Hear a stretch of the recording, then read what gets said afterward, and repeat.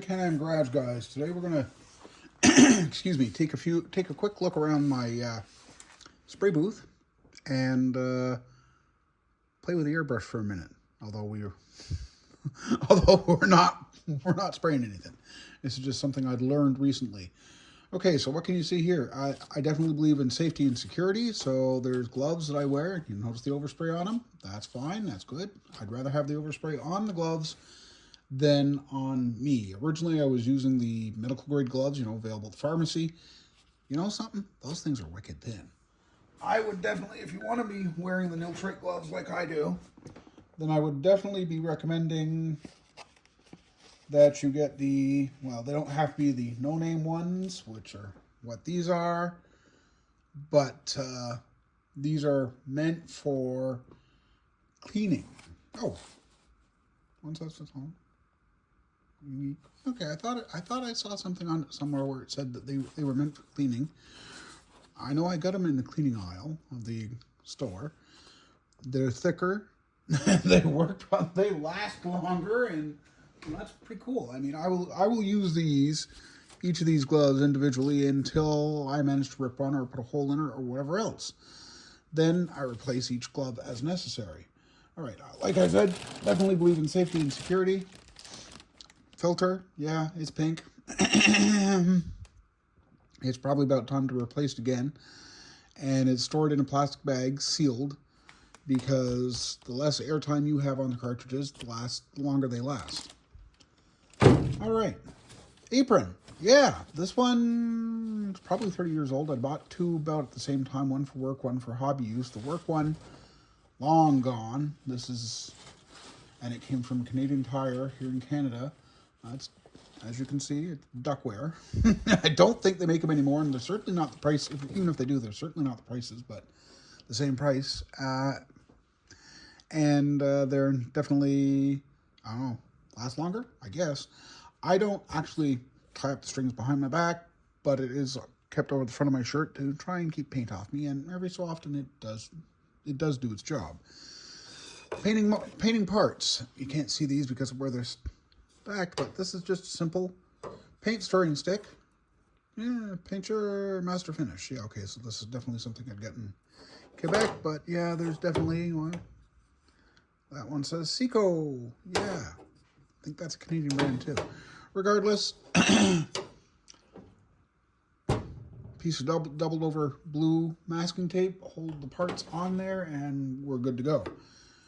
What we're really here for today, though, is a little bit of something that I learned recently, and that it was courtesy of Barbatos Rex.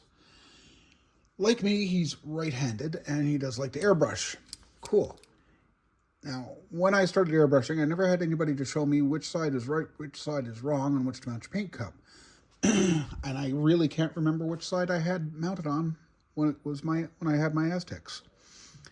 Regardless, this, of course, is my trusty, faithful Grex, and I love it. But,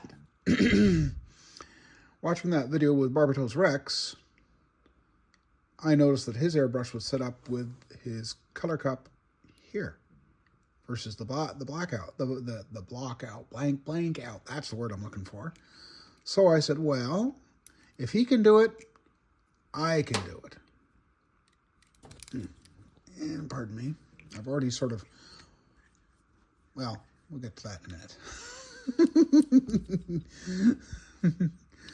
You would have thought that they would have cut their threads the same way, but they didn't. Because you see, if I tighten that all the way, how is that working? That is not helping me, because that's not going to hold any paint at all.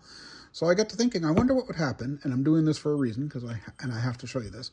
I wonder what would happen if I've got a washer the right size, or perhaps, if you can see it there, there's no ring in there now on top of the packing material provided by Grex on the color cup.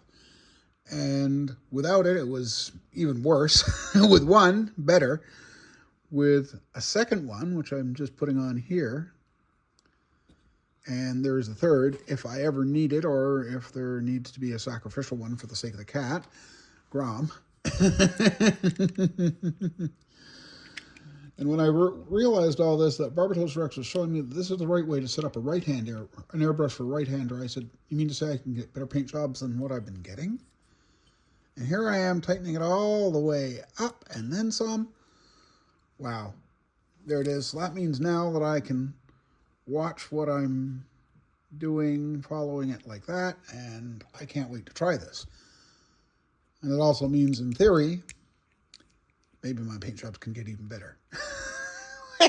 And you notice I'm laughing. I'm pretty happy with how my paint jobs are, actually. Anyway, we'll get this posted up, and in the next day or so, or whatever the timing looks like, we'll be getting at, and I'm just putting the airbrush there for a minute, we're going to be getting at one more slight coat, and pardon the dust, but it's dry, even though I'm in definitely in a maritime climate. It's dry here, static electricity. And there's a reason why we're doing this, because, and there's cat hair around here, yeah, oh yeah, but I love the cat, so I wouldn't dare. See a little bit of white spot right there? Yeah. Polished that out the other day, and I said, no, that just doesn't work. So we'll have to do the body and get that done, and we'll call, hopefully, maybe, if I put enough black on in that section to be able to polish it out, maybe I can just straight polish it out, maybe not. Even then, we've talked about it, or I've talked about it, where Tamiya, well, I don't even have a can of it anymore because I used up my last bit of TS13 on the 2022 Corvette, the C8 Corvette. I used up the last bit of my TS13 clear gloss from Tamiya.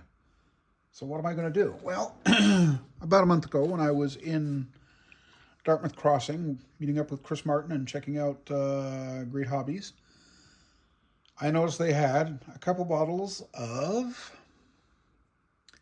this, which is the bottled lacquer paints by Tamiya, LP9 clear gloss. Yeah. And you'll notice that I've actually even used some out of this just to finalize, make sure I had enough thickness, enough depth of color, if you will, even though it's clear. There's no color, but you get what I mean. On the C8 Corvette. So, does it work? Yeah, it does. Put a little bit in the color cup, add a little bit of the, as you can see, ancient bottle with a pump cap that came from Micromark, came from them a long time ago. I don't even know if they still offer them, but definitely worth getting if you like to work like I do. A couple pumps, and that's all the thinner you need to really clean out your color cup. And not even a pump, just lean on it a little bit, a few drops of thinner in, swirl it around. In other words, after adding in the paint, adding in the thinner, just swirl it around a little bit like that. Mixes it up real good. You can tell from the sound whether if you've got it mixed, if there's enough or not enough. And, well, maybe it's me. Maybe I say you can tell from the sound. I've been doing it a few years, so yeah, maybe it's more me than anything else. Anyway, that's enough rambling. You should do the same thing as I'm going to do and get busy doing stuff, including work on a model in a bit. Thanks for watching. We'll catch you next time here at the Can-Am Garage.